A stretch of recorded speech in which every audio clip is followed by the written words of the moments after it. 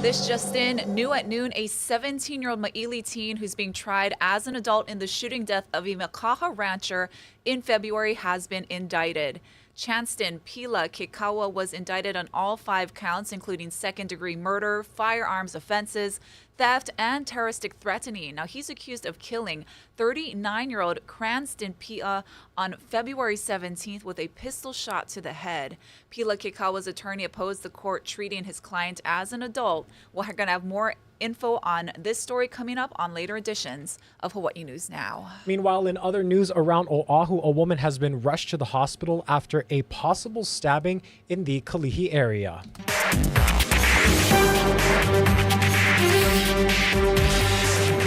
EMS crews were called to the scene near Moanalua Freeway and the Middle Street overpass around 7:45.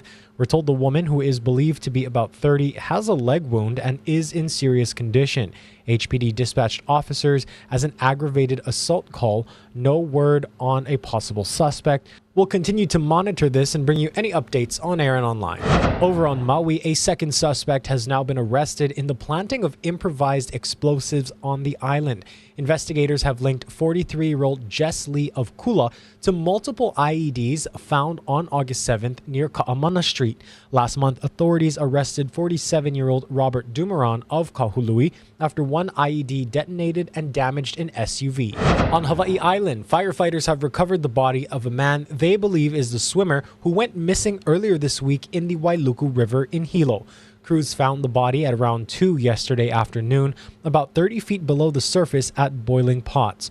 Witnesses say he disappeared beneath the rapids Tuesday. Police have ordered an autopsy to determine the exact cause of death. The victim's identity has not been made public, but we're told he is believed to be a visitor to Hawaii. The Waianae couple, whose family was targeted in a mass shooting last month, is telling their story for the first time in an emotional and dramatic interview. The family lived in fear of Hiram Silva for 3 years and even armed themselves because of the threats. Daryl Huff picks up the story from the man who ultimately killed the attacker. No, Richard Kiamo Carnate was never into guns, but he was protecting his family after Hiram Silva rammed a front loader into their house and began shooting. Fueled by fear and adrenaline, the 42-year-old father of 2 had to run upstairs to unlock his guns. So everything just rationed after I just grabbed it. So you knew you were going to have to use this gun? Yeah, but I was scared as hell to pull that trigger. I fired and I missed. I ran because I ran out of bullets, so I had to run back upstairs. That was to get his second gun. That's when I started cutting the lights because I didn't want him to shoot anywhere else because people were still running around. Was he still carrying a weapon when you saw him? He had his rifle and his AK-47 in his hand. A lot was going to my head because of things he was saying before and after. And he was like, I will kill you all. I will kill you all. I didn't point it all. I was scared. I just reached over with the gun and I just fired. He guesses Silva was 40 to 50 feet away. I just reached over my wall and I didn't even look. I saw who was out there. And then I just reached over. I didn't even look. I just shoot. I just shot, fired the gun. And when did you realize you'd hit him? I didn't realize. I went, after I emptied that gun, I ran back for my other gun. And then that's when I ran and she was yelling at me, the cops are here, the cops are here. I was like, the cops, they took long. And she, you're gonna get arrested. I said, I don't care. I probably might go to jail tonight. They said, oh, where's the shooter? We're looking for the shooter, get back in your house. I said, right there, the shooter. He's living in the house over there. I went to go check on my kids because they were hiding for shelter. I didn't know where they was. The one of the cops was searching upstairs said, hold him, he could be a possible suspect. That's when they made me sit down on the rock. They just said, because I could be a possible suspect for murder. They bagged my hand and handcuffed me. I kept asking for my phone call, that my wife knew where I was, because I thought I was never coming home. I was in crisis mode still. I still was trying to get my family settled and figure out where everyone was. And I just told him to hold on and it's okay to go and we can take care of it. For me, I was scared I mean, they was actually praising me that I did the right thing, but a lot was going through my head. I was scared because I didn't know what was going on the outside, and I thought I wasn't coming back home to my family. Because you killed a man. Yeah. In the police cell block, Richard said he was still in a shocked daze. They read me more and they asked me if I understand it. I said, no, not really. Because my head was spinning. I wasn't thinking clearly. And then they asked me if you want a lawyer, and then one of the detectives told me, oh, your wife got your lawyer, you gonna listen to your wife? I said, yeah, I'm gonna listen to my wife. And then went back downstairs. I got to talk to her. That was the best thing I heard in 23 hours. I went to just give him blankets, and then they told me that he was coming home with me. And when I saw him, he was just crying and scared. I was relieved. Relief not complete until 19 days later. Today, he learned he would not be charged. How did it feel when you finally heard that? Oh, this morning, she was coming back from dropping off her son. I locked the gate, and I looked at my phone, I saw the alert. I started crying. It was a blessing. This relief doesn't end the family's trauma or what they feel is their responsibility to help the rest of the community as well.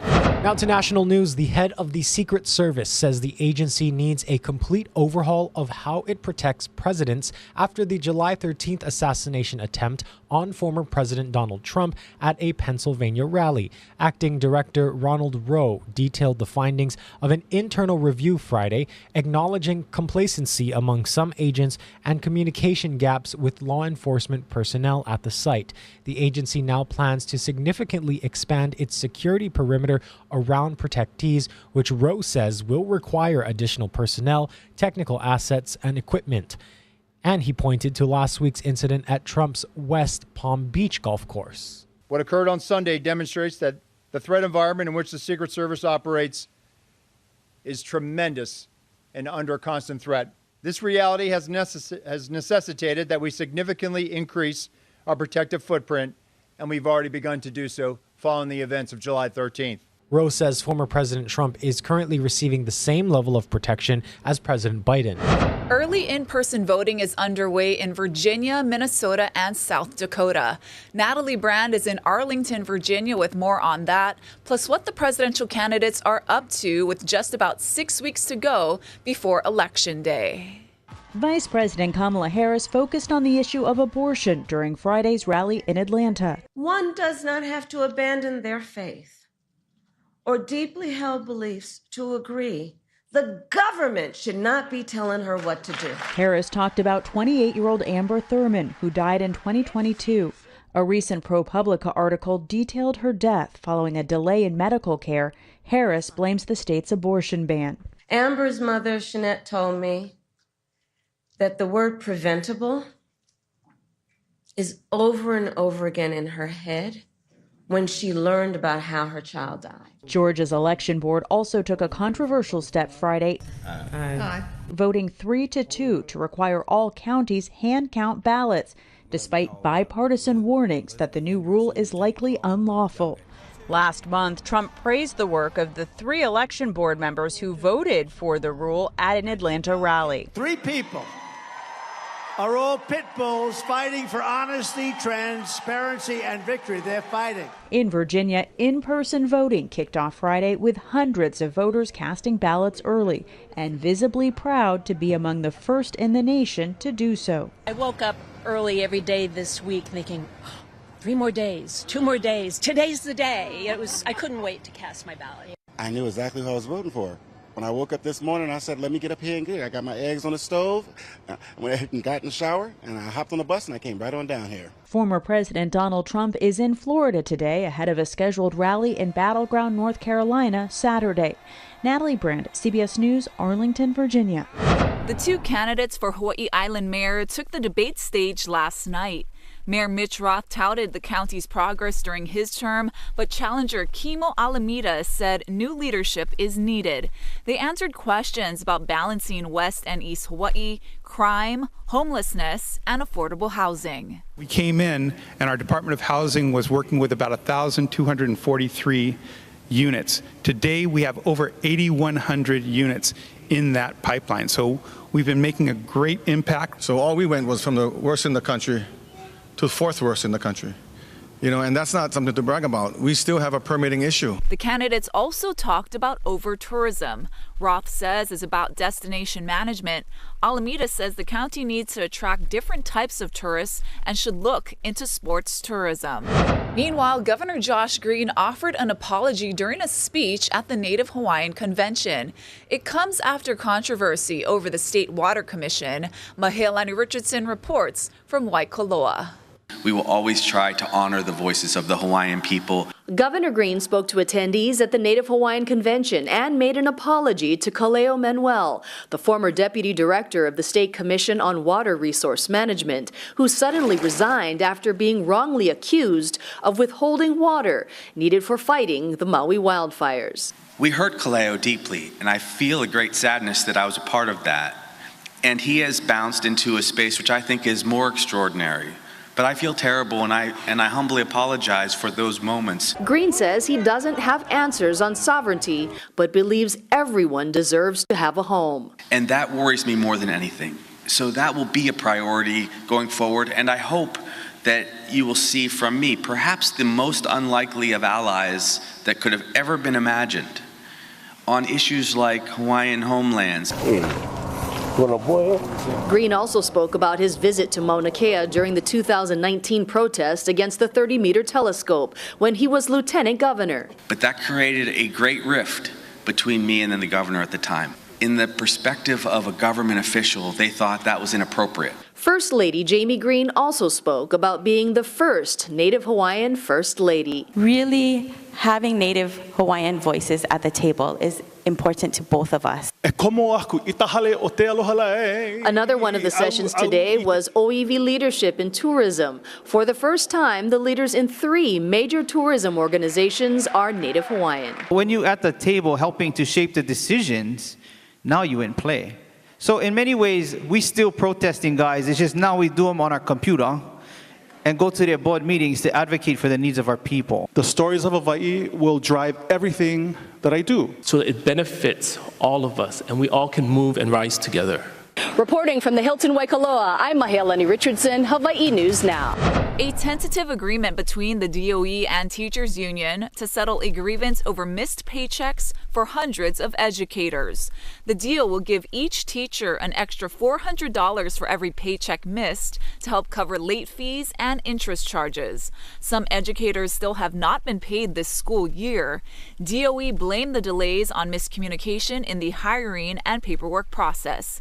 An outside auditor will investigate the source of the payroll problems. This experience has been a learning experience, learning opportunity, and we are committed to improving our processes moving forward. We also wanted to make sure that there's going to be an external auditor to come and take a look. What is this mess? What needs to be cleaned up to make sure that this never happens again? There's no timeline on when the deal will be finalized. As we head to break, I want to wish a happy birthday to Miss Ashley. Thank you. Let's enjoy this Aloha Friday, your birthday, and also enjoy the beautiful sights of Hilo, Hawaii. Stay with us. We'll have more news after this break.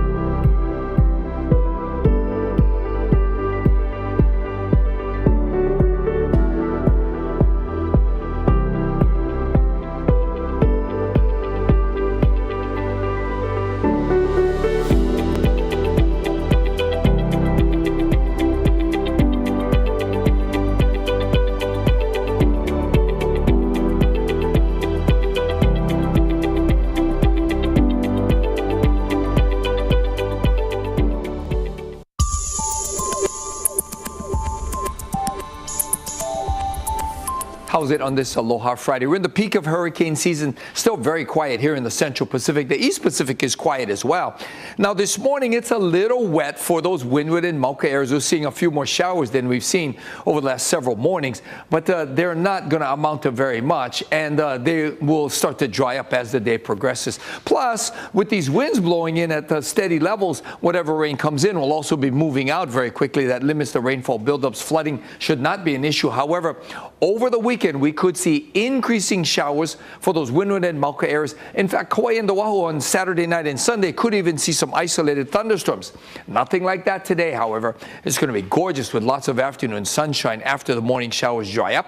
High temperatures running to about 88 degrees, but luckily those breezy trade winds will help to keep us cool. And because of those same winds, we have elevated surf over in the east side. That's where it's the biggest, but it's also choppiest, 2 to 4 feet. Now keep in mind, we're expecting swells coming into northwest and south shores sometime early next week, Monday into Tuesday. And as far as rainfall, again, we could see a few more showers Saturday night into Sunday, maybe in a few isolated thunderstorms for Kauai and Oahu, but rainfall totals will be on the light side. Then after those showers pass by Saturday night and Sunday, we'll see much drier conditions. So breezy winds will hold firm into the weekend, so that's good. But get ready for more showers, especially for those windward and Mauka neighborhoods on Kauai and Oahu Saturday night into Sunday. And then Monday, things dry up. Lighter winds take over on Monday as well.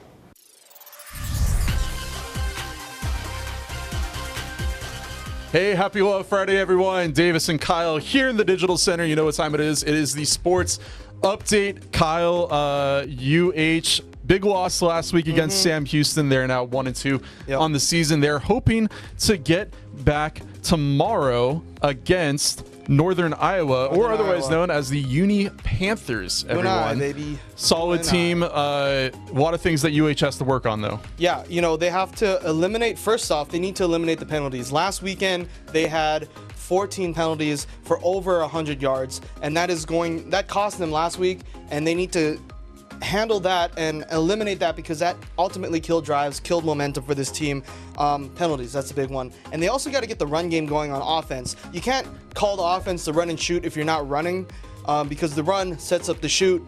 And we all know that Braden Shager can throw the ball effectively. He has the weapons to do so, but they need to get that run game to start producing and getting some chunk yards in order to set up the pass for a well-rounded offense. You know, sticking with football, though, we got to talk about high school football. What's going on Friday nights, Kyle? Yeah, we got some games going on Friday. I do want to shout out, we got some lower division games. We got Maunalua, who just came off of a big win over Waianae. They take on Kailua, who they're still trying to figure things out, but Maunalua right now sitting at 4-1. They look pretty good early on, but let's shift over to Saturday. Saturday, we have some big-time matchups. I want to get to the first one, and that's Campbell versus Kapolei. Battle on the west side, the battle for the sledgehammer. That's the name of their rivalry game. But Campbell, undefeated, 3-0. So is Kapolei, but Campbell, their quarterback, Jaren Kave Sangapolatele, he has well over 1,000 yards and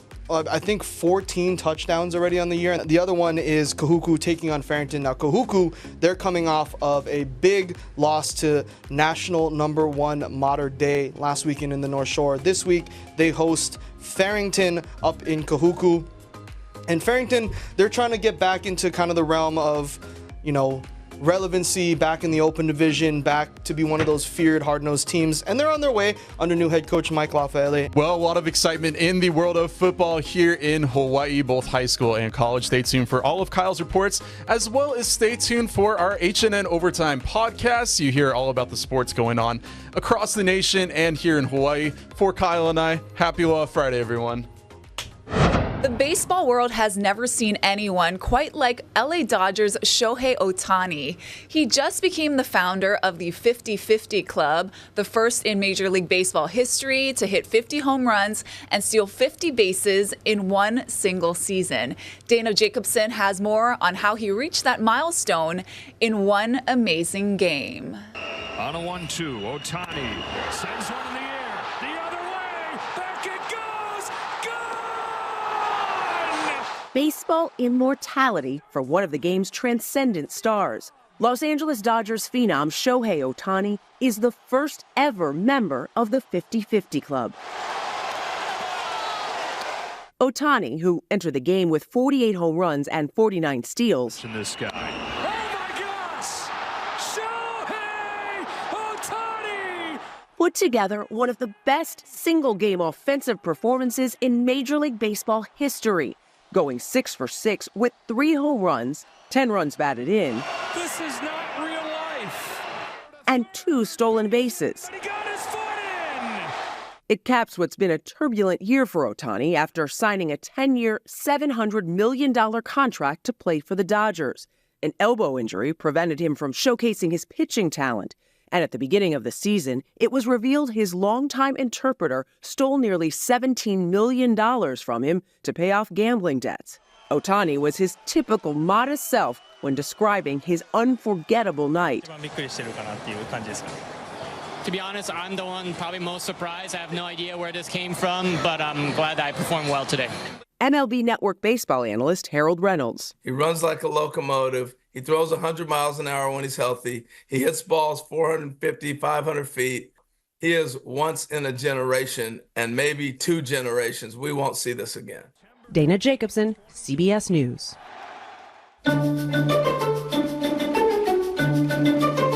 You can own a piece of television history. Costumes, furniture, and other props from the popular TV show Friends are on the auction block. The auction celebrates the iconic show's 30-year anniversary. The 110 items up for bid include a studio-made replica of the couch the Friends characters sat on at the Central Perk Coffee House, as well as the Central Perk sign. Those characters are still hilarious, relatable, and stylish. And that speaks to the show's enduring appeal and how much its fans love it and want to have a physical part of it in their lives. Bidding is already underway for items that organizers say are one of a kind. Well, Halloween is just around the corner, which means pumpkin farmers across the nation are kicking up their supply into high gear. But for one farmer in Princeton, Illinois, he grew a mammoth of a pumpkin that weighs nearly 900 pounds. Jolly Rodriguez has more. That's the big one. This one's close to 900 pounds, if not over. Meet Joe House, a retired farmer who took his hobby of gardening to another level. I had a small pumpkin business. I was growing lots of different types of jack-o'-lanterns and specialty pumpkins, and I happened to see a picture of the giants on, and so I decided, hey, that would be a good addition to this as a draw. That's where his fascination for growing giants was born, calling his first try at it successful. It's really fun to see them throughout the year because that blanket will just, the sheet on it, they'll just keep growing and growing and growing. But how do these giants grow to thousands of pounds? The key to a large pumpkin is the genetics of its seed. One year, one seed went for $1,000 from a world record. Probably the most I've ever paid for a seed was probably 50. They start in a greenhouse with the goal of getting them in the ground by the first 2 weeks of May. Next, it takes lots of water, more like hundreds of gallons of water a day, as a giant pumpkin growing at its peak can gain 50 pounds a day. Then putting a sheet over the pumpkin as it grows to protect it from the sun in those summer months. And some growers even create their own miracle grow for the orange giant. After that, I think there's a lot of finger crossing. But careful, because even at the last moment, your pumpkin may be too heavy to even lift out of the patch. I was up to 900 when but it still had some on the ground, and then my strap broke and dropped it, and then she cracked. But House didn't stop at pumpkins. How about a giant gourd? Watermelon? Lucky. Tomato? Sunflower? Indian corn? Or giant amaranth, which is a flower that'll flower out later. But it has a trunk on it like a tree. all coming from a seed that also once came from another giant. Well, that is some impressive produce. That is. Real quick, any special plans for your birthday? I was just going to relax, get a massage, go to dinner. You deserve it. Well, Thank happy you. birthday, Ashley. And thank you all so much for sticking with us throughout this entire week. We hope you enjoy your weekend. Have a wonderful Aloha Friday. Aloha.